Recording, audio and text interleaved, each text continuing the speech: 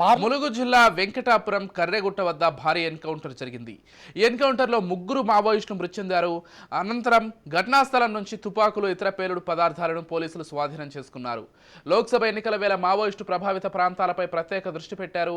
అందుకే అనుమానిత ప్రాంతాల్లో తనిఖీలు ముమ్మరం చేస్తున్నారు. ఈ క్రమంలో భద్రతా సిబ్బందికి మావోయిస్టులకు మధ్య కాల్పులు జరుగుతున్నాయి.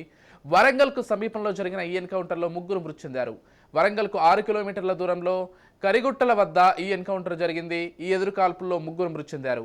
వారి వద్ద నుంచి ఒక AK-47, ఒక LMG, ఇతర పేలుడు పదార్థాలు స్వాధీనం చేసుకున్నారు. ఈ మధ్యకాలంలో తెలంగాణ సరిహద్దుల్లో నిఘా పెరిగింది. మహారాష్ట్ర, ఛత్తీస్గఢ్ రాష్ట్రాలకు, ఆ రాష్ట్రాల నుంచి తెలంగాణకు వచ్చిపోయే వారిపై ప్రత్యేక నజర్ పెట్టారు. దీంతో తరచూ కాల్పులు, ఘటనలు జరుగుతున్నాయి. ఎన్నికల్లో పెద్ద ఎత్తున హింసాత్మక ఘటనలకు మావోయిస్టులు ప్లాన్ చేశారన్న అనుమానంతో తనిఖీలు సాగుతున్నాయి. రిక్రూట్మెంట్లు కూడా భారీగా జరుగుతున్నాయన్న సందేహాలు పోలీసుల్లో ఉన్నాయి.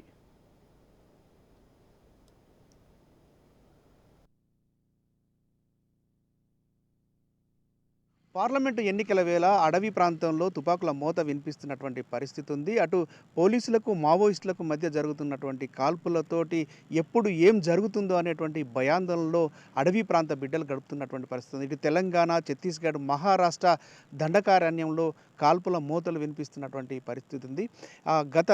గడిచినటువంటి 3 వారాల లోపల మొన్న జరిగినటువంటి ములుగు జిల్లా వెంకటాపురం మండలానికి సంబంధించి కర్రెగుట్ట వద్ద జరిగినటువంటి ఎన్కౌంటర్లో ముగ్గురు మావోయిస్టులు మృతి చెందగా, ఇటు 3 వారాల్లో జరిగినటువంటి పలు ఎన్కౌంటర్ల లోపల 21 మంది మావోయిస్టులు ఇప్పటికే మృతి చెందారు. దాంతోపాటుగా గత నెల 15 రోజుల్లో జరిగినటువంటి ఎన్కౌంటర్లో అటు మహారాష్ట్ర, ఛత్తీస్గఢ్, ఇటు తెలంగాణ సరిహద్దు ప్రాంతాల్లో జరిగినటువంటి ఎన్కౌంటర్లో ఇప్పటికే 40కి పైగా మావోయిస్టు నేతలు మృతి చెందినటువంటి పరిస్థితి నెలకొంది. ఒకవైపు ఎండాకాలం ఎండల తీవ్రత ఒకవైపు పెరుగుతున్నటువంటి నేపథ్యంలో, ఇటు పార్లమెంటు ఎన్నికలు సమీపిస్తున్నటువంటి నేపథ్యంలో అటు కేంద్ర బలగాలు, రాష్ట్ర పోలీసులు, ఇటు ఛత్తీస్గఢ్, మహారాష్ట్ర, తెలంగాణ పోలీస్ బలగాలంతా కూడా అడవిని కుంబింగ్ చేస్తున్నటువంటి పరిస్థితి ఉంది. కుంబింగ్ల పేరుతో అడవులను జల్లెడ పడుతున్నటువంటి నేపథ్యంలో అటు మావోయిస్టులకు, ఇటు పోలీసులకు మధ్య ఎదురు కాల్పులు జరిగి పలువురు ఎన్కౌంటర్ బారిన పడి నక్సలైట్లు మృతి చెందినటువంటి పరిస్థితి ఉంది. దీంతో అడవి ప్రాంతంలో గడుపుతున్నటువంటి బిడ్డలంతా కూడా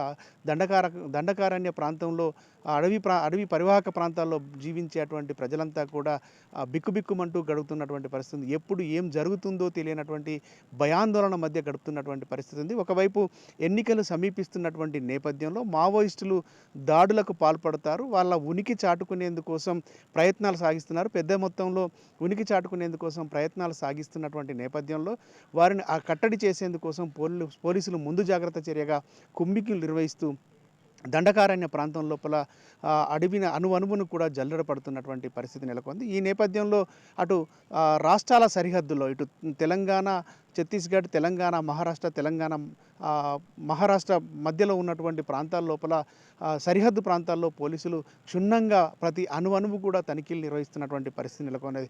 ఈ మొత్తానికైతే పార్లమెంటు ఎన్నికలు సమీపిస్తున్నటువంటి నేపథ్యంలో ఇటు మావోయిస్టులు, అటు పోలీసులకు మధ్య జరుగుతున్నటువంటి ఘటనలు ఇటు ప్రజల్లో ఆందోళనను గురి చేస్తున్నటువంటి పరిస్థితి. మొత్తానికి ఎన్నికలు అనేటువంటి సజావుగా సాగేందుకోసం మావోయిస్టులు ఎన్నికలను టార్గెట్గా చేసుకొని ఎన్నికలకు ముందు పెద్ద మొత్తంలో దాడులకు పాల్పడేటువంటి పరిస్థితి ఉన్నటువంటి నేపథ్యంలో పోలీసులు కూడా అప్రమత్తమై పెద్ద మొత్తంలో కుంబింగ్ నిర్వహిస్తున్నటువంటి పరిస్థితి ఉంది. అణువున కూడా తనిఖీలు నిర్వహిస్తూ అటు మావోయిస్టుల ఉనికి లేకుండా చేయాలి, ఎన్నికలు సజావుగా సాగేందుకోసం చర్యలు చేపట్టాలనేటువంటి ఉద్దేశంతో ముమ్మరంగా తనిఖీలు నిర్వహిస్తున్నటువంటి పరిస్థితి కనబడుతుంది.